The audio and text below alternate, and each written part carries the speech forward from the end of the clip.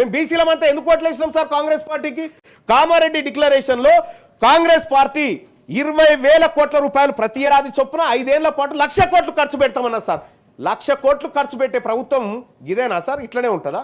కేవలం 11,000 కోట్లు, పోయినసారి కూడా 9,000 కోట్లు పెడితే ఆ రోజు గౌరవ సార్ మీరే అవకాశం ఇచ్చినారు, మీరు మాట్లాడండి, మీ వాయిస్ రావాలి అని చెప్పి ఆ రోజు అవకాశం ఇస్తే ఆ బడ్జెట్లో ఖర్చు పెట్టింది లేదు సార్.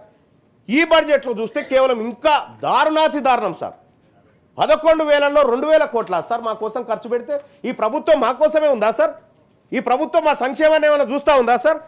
సార్ ఇదొక్క బడ్జెట్ కాదు సార్. తెలంగాణ రాష్ట్రం ఏర్పాటైన తర్వాత సార్ కన్నీళ్ళు వస్తాయి సార్.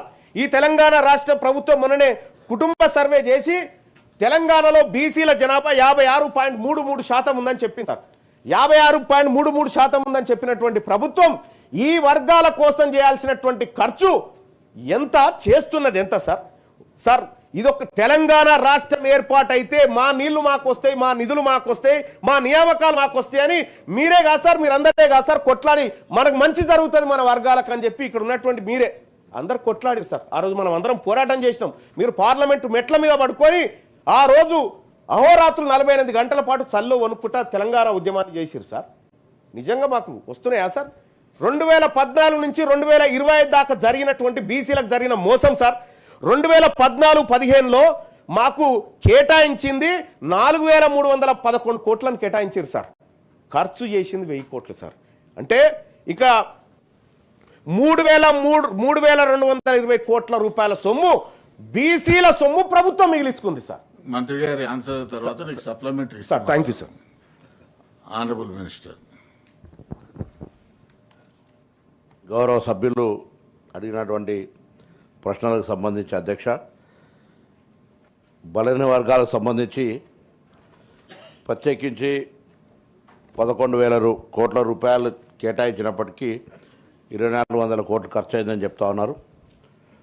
కొంత ఖర్చుకు సంబంధించిన విషయం లోపల ఇంకా ప్రభుత్వం వాటి యొక్క అమలుకు సంబంధించినటువంటిది జరగాల్సినటువంటి కార్యక్రమం జరుగుతూ ఉంది.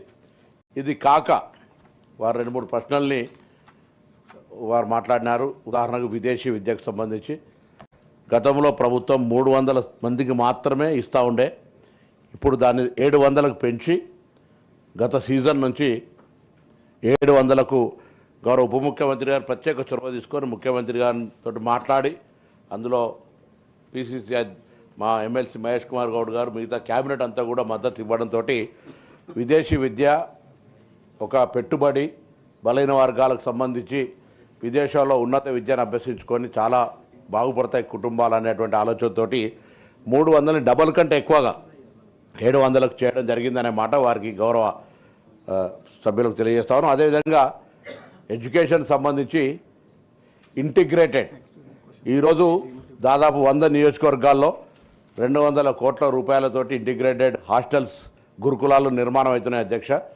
అందులో బ్యాక్వర్డ్ క్లాసుకు సంబంధించి కూడా ఒకటి, ఎస్సీ ఎస్టీ మైనార్టీకి ఒకటి.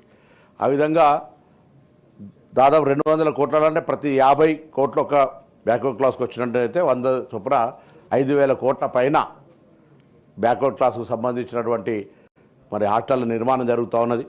అదే కాక బీసీ కార్పొరేషన్లు కానీ బీసీ కులవృత్తులకు సంబంధించి వాస్తవంగా ప్రభుత్వం ఒక మంచి ప్రణాళిక తీసుకొని రాజీవ్ యువ వికాసం కింద ఒక కార్యక్రమాన్ని తీసుకున్నాం. కొన్ని కారణాల వల్ల దాని కొంత అప్లికేషన్ల ప్రక్రియ జరిగిన తర్వాత ఆగిన రాష్ట్ర వ్యాప్తంగా అన్ని జిల్లాల్లో ఆన్లైన్ అప్లికేషన్లు వచ్చినాయి.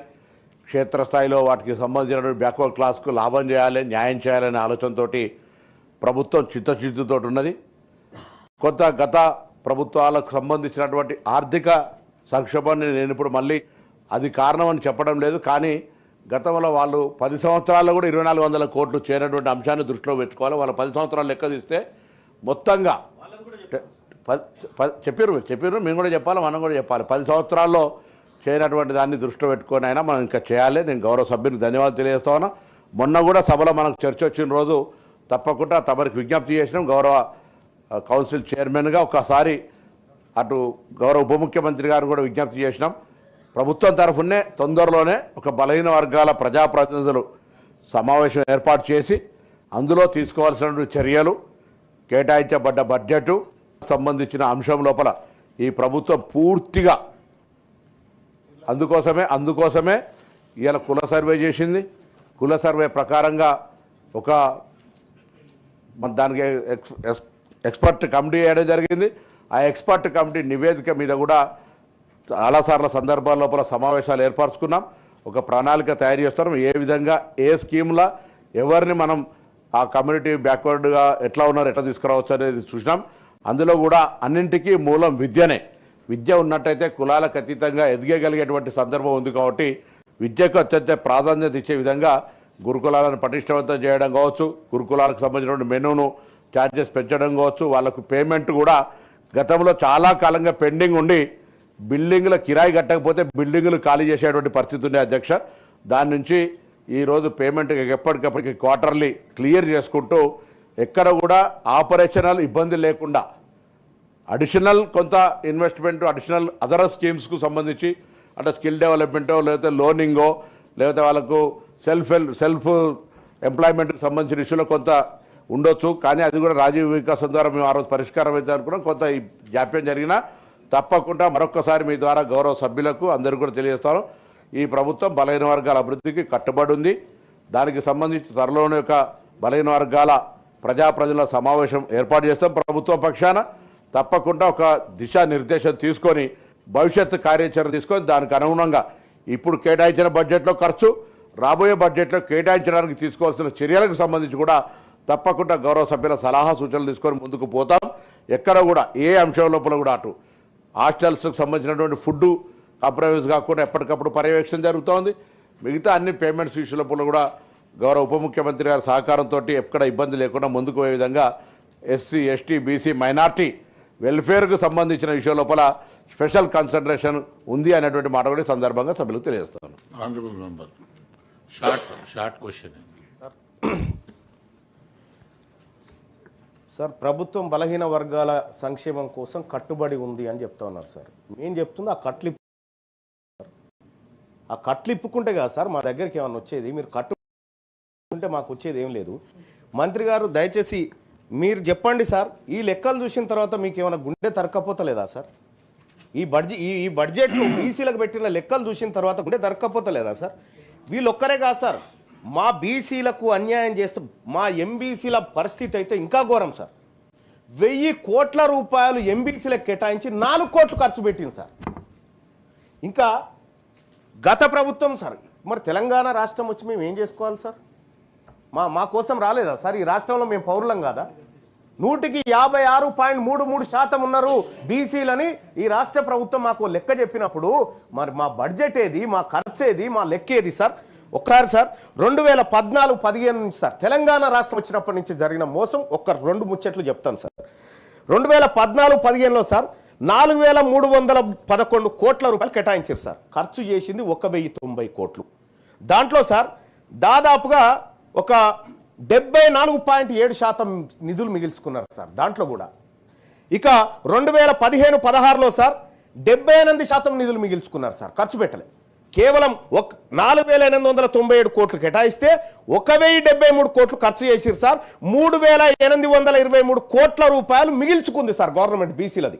అలాగే 2016-17లో సార్ 4622 కోట్ల రూపాయలు బీసీ సంక్షేమం కోసం కేటాయించి 1930 కోట్ల రూపాయలు మిగిల్చుకుంది సార్. అంటే 41% నిధులను మిగిల్చుకుంది గవర్నమెంట్ అప్పట్లో. 2017-18లో సార్ 5070 కోట్ల రూపాయలు బీసీల సంక్షేమం కోసం మేము ఖర్చు పెడతామని బడ్జెట్లో పెట్టి 2204 కోట్ల రూపాయలు మిగిల్చుకుంది సార్ మా సొమ్ము గవర్నమెంట్.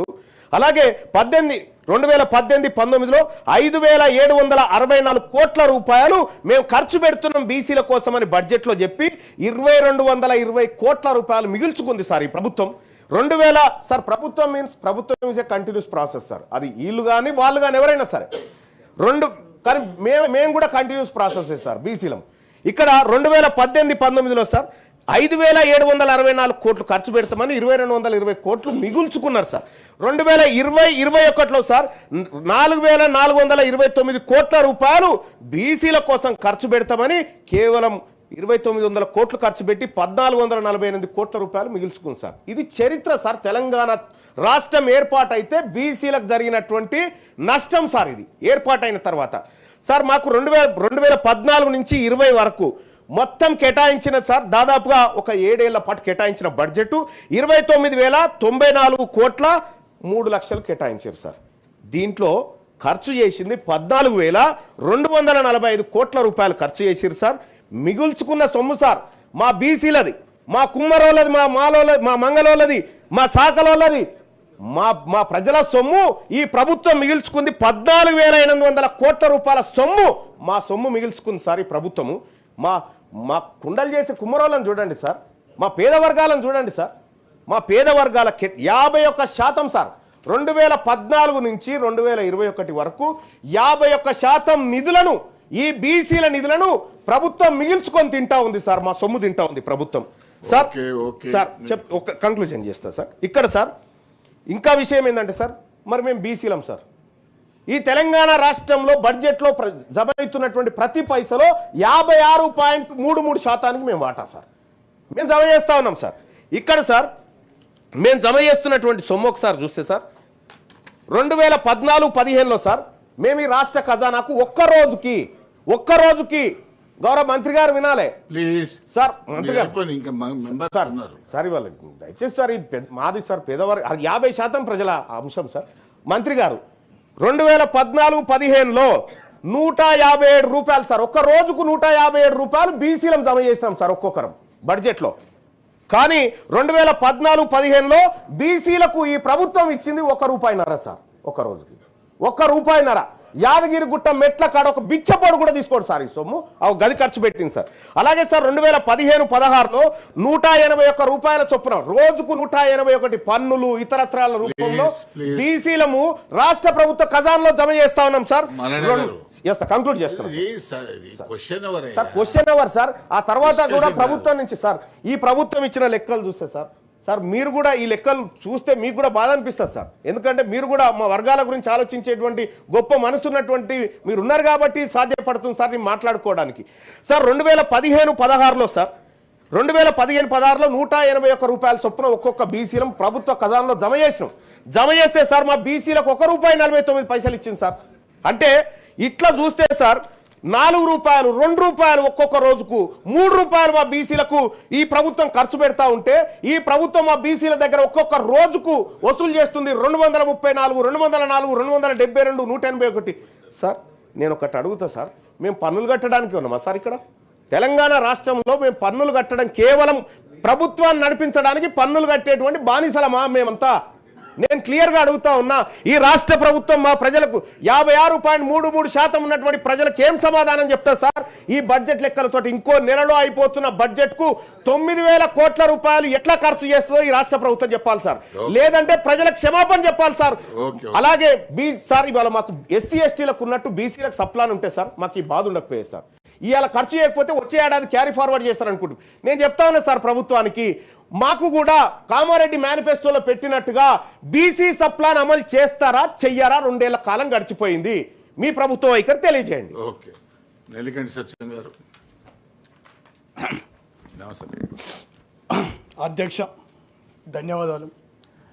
ఈ రాష్ట్రంలో అత్యధికంగా జనాభా కలిగినటువంటి బీసీ వర్గాలకు మరి బడ్జెట్లో కేటాయించిన నిధులు కూడా ఖర్చు పెట్టకపోవడం అనేది చాలా దారుణం, చాలా దురదృష్టకరం.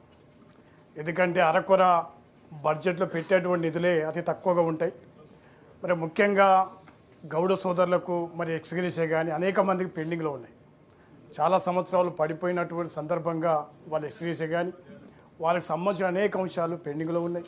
అదేవిధంగా నాయి బ్రాహ్మణ, మరి అదేవిధంగా మంగలి, మరి చాకలి, యాదవ సోదరులకు అనేక అంశాల మీద ఉన్నాయి. అందువల్ల నిధులు కేటాయించి కూడా ఖర్చు పెట్టకపోవడం అనేది చాలా దురదృష్టకరం. మరి ముఖ్యంగా మంత్రి గారు చెప్పినట్టు ప్రత్యేకంగా ఈ బీసీ వర్గాల మీద ఒక ప్రత్యేక సమావేశం ఏర్పాటు చేసి మరి దానికి సంబంధించినటువంటి బడ్జెట్లో కేటాయించిన నిధుల మీద అదేవిధంగా భవిష్యత్తులో కూడా తప్పకుండా ఖర్చు పెట్టాలని సందర్భంగా చేస్తూ ముఖ్యంగా మరి చేనేత కార్మికులు కానీ మరి బీసీ వర్గాలు గౌడ అన్ని సమస్యల మీద ఒక సమగ్రంగా చేయాలి. మరి నిజంగా ఈ ఎస్సీ ఎస్టీ ఉన్నట్టే బీసీ సబ్ ప్లాన్ కూడా ఉంటే బాగుంటుంది, దానివల్ల ఉపయోగం జరుగుతుందని చెప్తాం. కుమరయ్య గారు. అధ్యక్ష నమస్కారం. అది బీసీస్ విషయంలో సార్ పాపులేషన్కు ప్రపోర్షనేట్గా బడ్జెట్ అలొకేషన్ కానీ లేకుంటే రిజర్వేషన్ కానీ అడ్మిషన్ మన ఎడ్యుకేషన్ రిజర్వేషన్ కానీ తర్వాత ఫండ్స్ అలొకేషన్లో ఎడ్యుకేషన్ నాన్ ఎడ్యుకేషన్ ఫండ్స్ ప్రాపర్గా స్పెండ్ చేయకపోవడం వల్ల బడ్జెట్ అలొకేషన్ అయ్యి స్పెండ్ చేయకపోవడం వల్ల చాలా ప్రాబ్లమ్స్ వస్తున్నాయి సార్. స్పెషల్గా ఎడ్యుకేషన్లో ఈ model schools, BC schools, police schools, తర్వాత వాళ్ళకి మెయింటెనెన్స్ లేదు, తర్వాత సఫిషియెంట్ లేదు, తర్వాత చాలా బిల్డింగ్స్ కొన్ని కిరాయి తీసుకున్నారు, కిరాయి టైంలో పే చేయకపోతే ఓనర్స్ ఎలక్ట్రిసిటీ కట్ చేస్తూ ఉన్నారు. అదేవిధంగా ఈ ప్రాబ్లం అందరికీ ఉంది, ఆల్ స్కూల్స్కి ఉన్నాయి, అంటే ఎస్సీ ఎస్టీ బీసీ గురుకులాలు అన్నిటికీ ఉన్నాయి. బట్ నా రిక్వెస్ట్ ఏంటంటే మిత్రు, ఈ బడ్జెట్ అలొకేషన్ చేసింది స్పెండ్ చేయాలి. తర్వాత పాపులేషన్కి ప్రపోర్షనేట్గా ఇప్పుడు బీసీ రిజర్వేషన్ కూడా తీసుకొచ్చారు, అది కూడా పోయింది. ఇప్పుడు తమిళనాడు గవర్నమెంట్ చాలా సైంటిఫిక్గా సర్వే చేసి పార్లమెంట్లో అప్రూవ్ చేసి షెడ్యూల్ 9లో పెట్టారు. మన దగ్గర కూడా అదే డైరెక్షన్లో పనిచేయాలని కోరుకుంటున్నాను. గౌరవ మంత్రి గారు, ఉప ముఖ్యమంత్రి గారు ఇద్దరు ఉన్నారు. ఎందుకంటే ఇండస్ట్రియల్ సబ్సిడీ కింద ఎస్సీ బీసీ ఎస్టీలకు ఇచ్చారు. అది 2 years నుంచి పెండింగ్లో ఉంది సబ్సిడీ అమౌంట్. ఎందుకంటే మనకి ఇంకా 2-3 months ఈ బడ్జెట్ క్లోజింగ్లో ఉంది కాబట్టి అప్పటి వరకైనా వాళ్ళకి ఇవ్వాల్సినటువంటివి అన్నీ, అంటే డిస్ట్రిక్ట్ ఇండస్ట్రీస్ డిపార్ట్మెంట్కి వెళ్ళి ఈ వర్గాల వాళ్ళు తీసుకున్నటువంటి లోన్స్కు రాష్ట్ర ప్రభుత్వం ఇవ్వాల్సినటువంటి సబ్సిడీ 2-3 years నుంచి పెండింగ్లో ఉంది. వాళ్ళు మా చుట్టూ తిరుగుతూ ఉన్నారు. దయచేసి అందుకనే నేను మంత్రితో పాటు ఉప ముఖ్యమంత్రి గారిని కూడా రిక్వెస్ట్ చేస్తున్నా. కాబట్టి అది దయచేసి అవి రిలీజ్ చేసేటట్టు చూడండి. వైస్ చైర్మన్ గారు.